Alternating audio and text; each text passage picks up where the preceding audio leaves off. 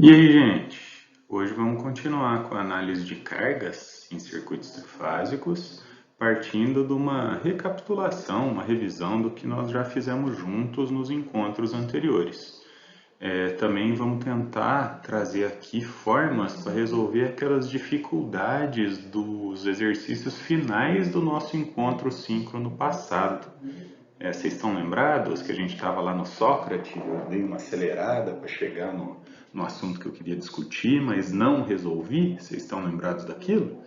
Bom, nós chegamos, o último exercício era esse aqui, com uma carga em delta, tendo impedância nos condutores de linha e as tensões no gerador conhecidas. Tudo que nós discutimos, sem muita profundidade, porque já estava no final do encontro, foi bem superficial, portanto, né? Hoje é o dia da gente resolver aquilo lá. Vamos comigo? Então, vamos começar com a revisão dos procedimentos necessários para calcular as correntes de fase e correntes de linha em cargas trifásicas equilibradas, tanto para elas conectadas em estrela quanto conectadas em delta. Na sequência, precisamos passar para o assunto do dia, que é o método circuito monofásico equivalente, ou também chamado de circuito equivalente de uma linha em algumas referências. Dentro dessa discussão, aproveitamos para introduzir duas situações que, num primeiro momento, pode parecer grandes dificuldades na análise de circuitos, e vamos tentar desmistificar isso aqui. Primeiro, a necessidade de converter essas cargas conectadas em delta para estrela e vice-versa, e também discutir o que fazer quando temos várias cargas conectadas em paralelo alimentadas pela mesma fonte. Espero que essa conversa seja suficiente para trazer a tranquilidade necessária para a gente passar juntos por essas aparentes dificuldades. Relembrando o procedimento para o cálculo das correntes de cargas conectadas em estrela, primeiro é sempre necessário identificar a tensão que efetivamente está sobre os terminais de cada impedância, para somente depois disso podermos aplicar a lei de Ohm para encontrar a corrente associada. Aqui, no primeiro caso, temos a tensão VAN sobre a impedância Z1 e então podemos aplicar a lei de Ohm dividindo uma pela outra para calcular a primeira corrente de fase IA. Da mesma forma, na impedância Z2, temos a tensão VBN, que a lei de Ohm permite calcularmos a corrente IB e, finalmente, na impedância Z3, resultando na corrente IC. Vimos também que a soma dessas três correntes é igual à corrente de neutro. Quando todo o circuito for equilibrado, que é a condição atual de trabalho nossa, com tensões na fonte, tensões na carga e todas as impedâncias iguais, já demonstramos que essa corrente tem um valor nulo no nosso último encontro. Além disso, quando a carga está ligada em estrela, a corrente IAN é igual à corrente IAA, IBN igual a IBB e ICN igual a ICC. Isso resulta na conclusão que está aí no final do slide de que todas as correntes de linha são iguais às de fase. Beleza? Podemos continuar? Bom, de posse de todas aquelas tensões e correntes do slide anterior, podemos traçar esse diagrama fasorial, que aqui pode ser dito como diagrama fasorial completo, nesse caso, considerando a sequência de fases direta. Conforme já foi conversado, isso deve ficar sempre de fácil acesso para consulta constante em toda e qualquer solução de problemas em circuitos trifásicos. Passando agora então para o segundo caso, com a carga conectada em delta, a primeira observação desse circuito nos permite concluir que o ponto A maiúsculo é o mesmo ponto elétrico, está no mesmo potencial do A minúsculo, B maiúsculo e B minúsculo, finalmente C maiúsculo e C minúsculo também estão nos mesmos potenciais. Isso faz com que tenhamos as diferenças de potencial EAB igual a VAB, EBC igual a VBC e ECA igual a VCA. Sendo assim, uma tensão de linha EAB igual a VAB significa dizer que tensões de linha são iguais às tensões de fase em uma carga delta. A diferença de potencial entre condutores de linha é a mesma diferença de potencial sobre os terminais de cada impedância da carga. Aí sim, feita essa análise das tensões e concluída essa igualdade entre tensões de linha e tensões de fase, podemos observar que encontrada a tensão entre os terminais da impedância Z1, temos a tensão VAB e assim a lei de Ohm pode ser usada aí com tranquilidade, dividindo tensão pela impedância para encontrar a primeira corrente de fase, aqui chamada de IAB. Da mesma forma, sobre a impedância Z2, temos VBC, que nos permite calcular a corrente IBC. Finalmente, sobre a impedância Z3, temos a possibilidade de calcular a corrente ICA. Prosseguindo com o procedimento, as correntes de linha são calculadas através da lei de Kirchhoff para as correntes em cada nó, ou seja, para calcularmos a corrente Iazão-Azinho, devemos aplicar a lei de Kirchhoff nesse nozinho A da carga delta, e o resultado disso, conforme vimos no encontro anterior, vai ser que uma corrente de linha é encontrada a partir da subtração de duas correntes de fase.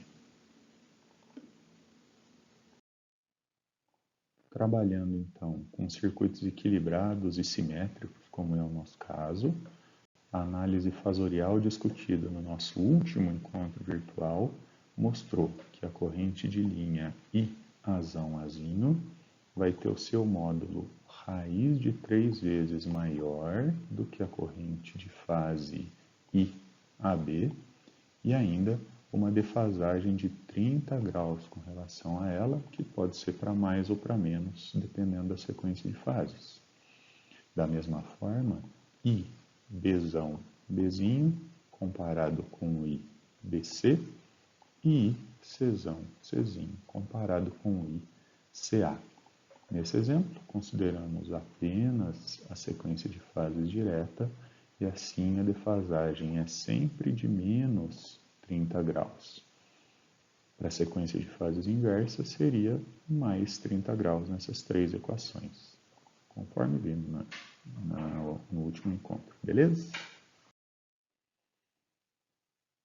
Então, a carga delta na sequência de fases direta possui diagrama fasorial que a gente pode chamar de completo, que está nessa figura, e dessa forma todas as tensões de linha, que são iguais às tensões de fase, todas as correntes, tanto de linha quanto de fase, são representadas e é uma figura, de novo, que deve ser guardada como um gabarito para qualquer tipo de análise de carga equilibrada conectada em delta.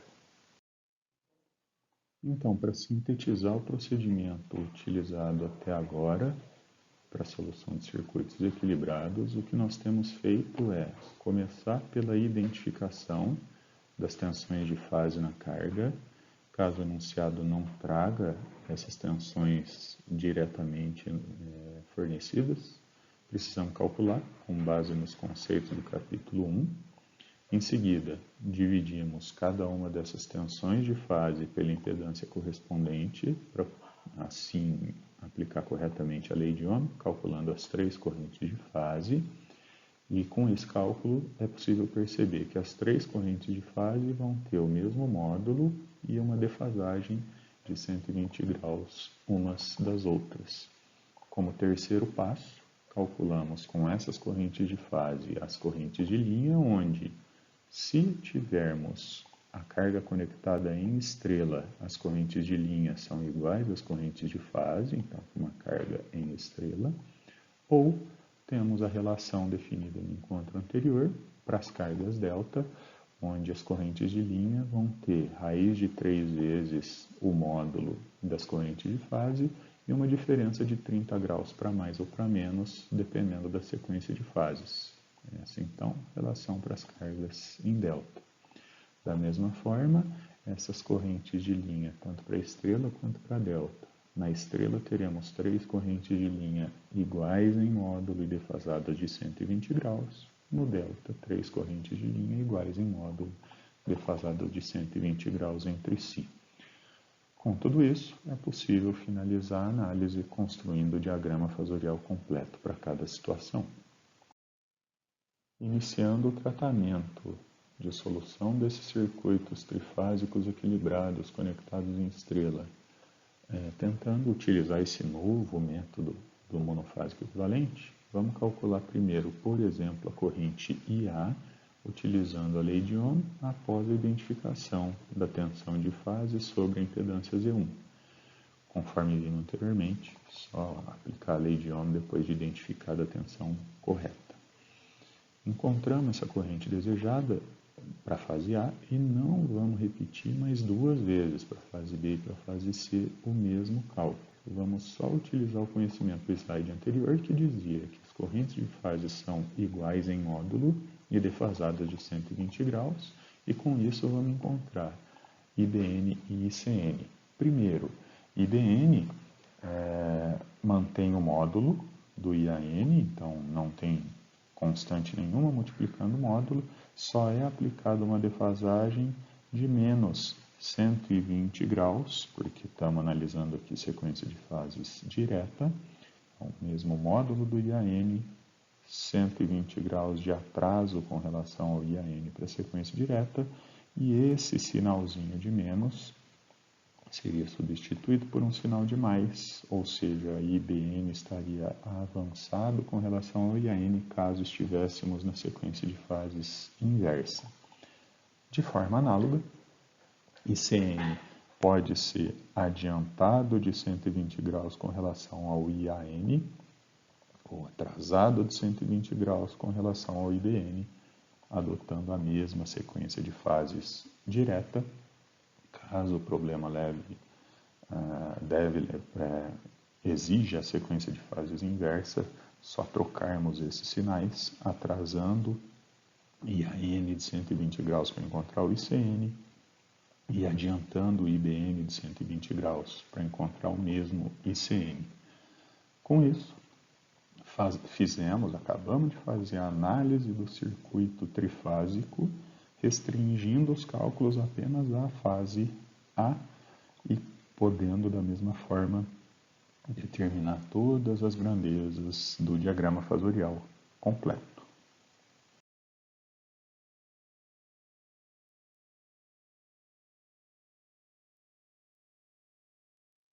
Para não ficar uma análise muito teórica, vamos repetir aqui uma aplicação, um exemplo que foi resolvido durante o nosso último encontro, onde temos esse enunciado com fonte e cargas, ou nesse caso carga simples, né? Ambas conectadas em estrela, e já de início dispenso a representação da fonte, faço só um circuitinho com o desenho da carga em estrela, pois nossa análise vai se concentrar nas correntes que circulam pela carga e pelas linhas, então a parte que nos interessa está aí. Também temos no enunciado a informação de que as tensões de linha possuem o módulo, ou magnitude, como está dito ali, igual a 208 volts, e a informação que a tensão de fase VAN possui um módulo V, até então desconhecido, e um ângulo de 10 graus. Utilizando essas informações e o diagrama fasorial para uma situação de cargas em estrela, podemos calcular o fasor da tensão VAN apenas dividindo os 208 volts por raiz de 3, que vai dar aproximadamente 120 volts, ficando os 10 graus informados ali no enunciado. Assim, já é possível transformar aquele circuito trifásico nesse monofásico equivalente, resolvendo o nosso problema para a corrente associada à fase A. Então, dividindo a tensão de fase do slide anterior, VAN 208 dividido por raiz de 3 com 10 graus, pela impedância da estrela, que foi dada no enunciado ali de 36 mais J12, temos o resultado da corrente de fase IAN, que é igual à corrente IAA, que é a corrente de linha, característica das cargas ligadas em estrela. Seguindo o procedimento, podemos aplicar as defasagens no ângulo dessa corrente IAN para encontrar IBN e ICN, nesse caso, consequente de fases negativa, mais 120 graus para IBN e menos 120 graus sobre o ângulo inicial do IAN para encontrarmos ICN ou ICC, mantendo o mesmo módulo nas três correntes. Então, concluímos que parece interessante essa forma de resolver um circuito trifásico através da conversão da topologia inicial para o seu circuito monofásico equivalente. Importante observar que, para que isso seja possível, é necessário que tenhamos a fonte conectada em estrela e, a partir disso, calculemos ou observemos as tensões entre fase e neutro, as tensões de fase da carga. Caso essas não venham determinadas no enunciado, a gente precisa encontrar de alguma forma.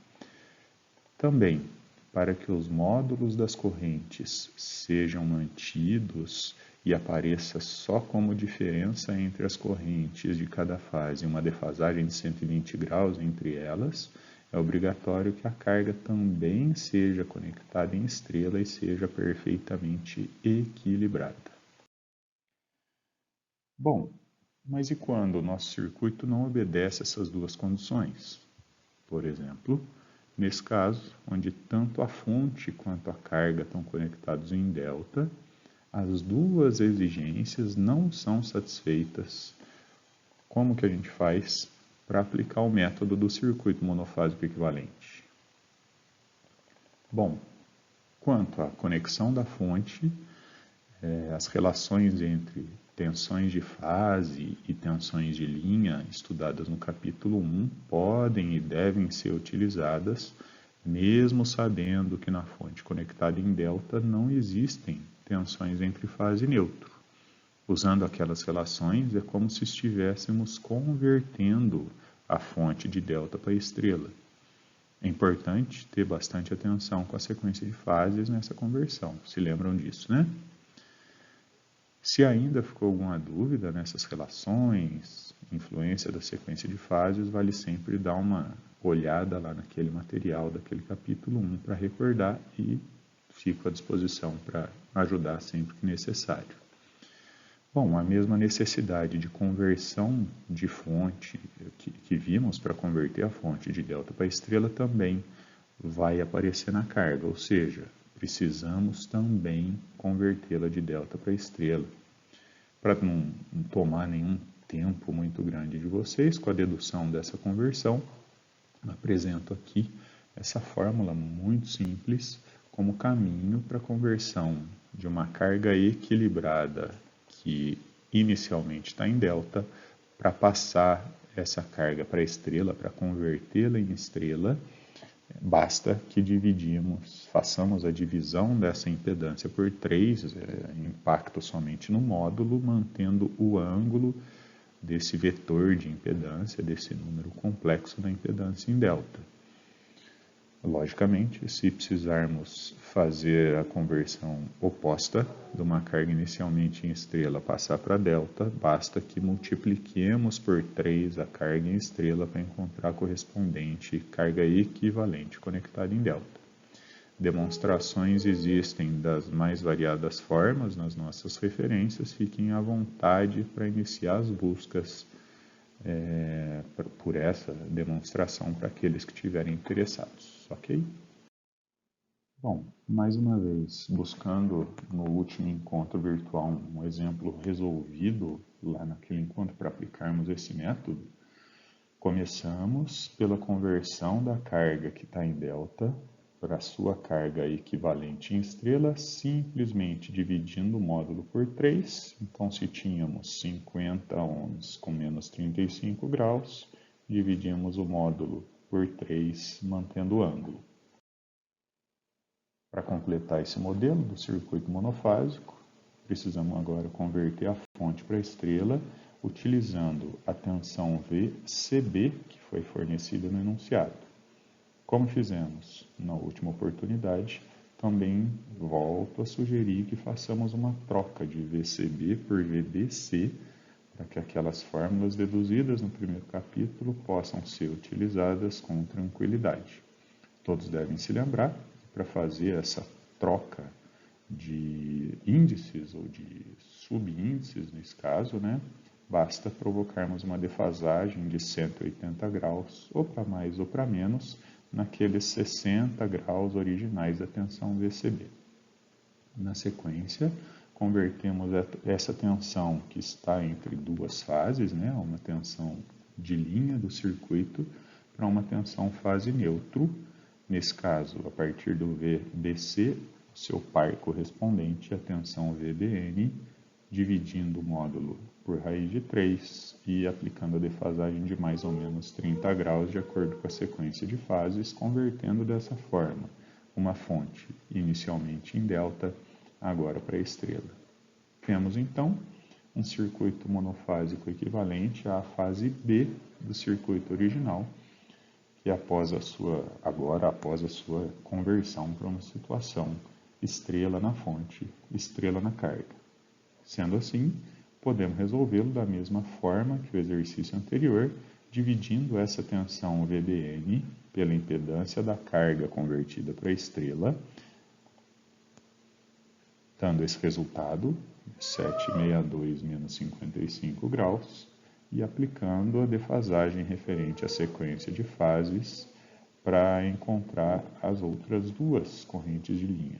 Para a fase A, com um atraso de 120 graus em função da sequência inversa, e para a fase C, a partir do ângulo da corrente IB, avançamos 120 graus pelo fato da sequência inversa novamente, encontrando menos 175 para a corrente A, 65 para a corrente IB, mantendo IC, 65, mantendo o mesmo módulo calculado inicialmente. Caso fosse necessário, no enunciado, conhecermos também as correntes de fase na carga delta na sua configuração original, poderíamos utilizar esses resultados das correntes de linha e convertê-las utilizando as fórmulas anteriormente apresentadas quando temos uma carga em delta para converter corrente de fase em corrente de linha e vice-versa. Assim, como nós temos as três correntes de linha, encontraríamos as três correntes de fase. Utilizando aqueles conhecimentos também do circuito monofásico equivalente, a gente pode fazer essa conversão de uma única corrente de linha, IBB, para o seu parzinho corrente de fase IBC, chegando num primeiro resultado, e a partir desse primeiro, só aplicando as defasagens, nós encontramos as outras duas correntes de fase sem necessariamente ter que repetir mais duas vezes o mesmo cálculo, ok?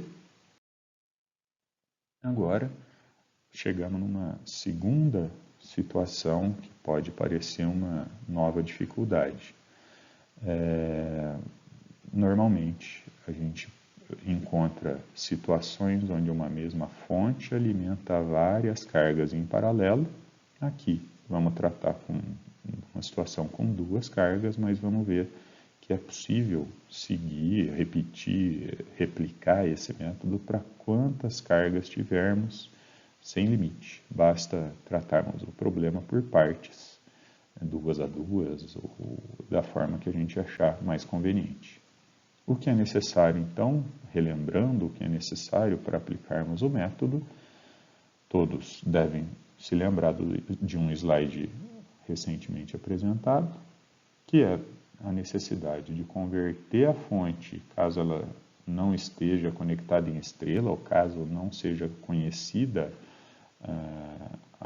uma tensão fase neutro, precisamos converter essa fonte para encontrar essa tensão fase neutro, e também converter cada carga que esteja em delta para sua conexão estrela equivalente.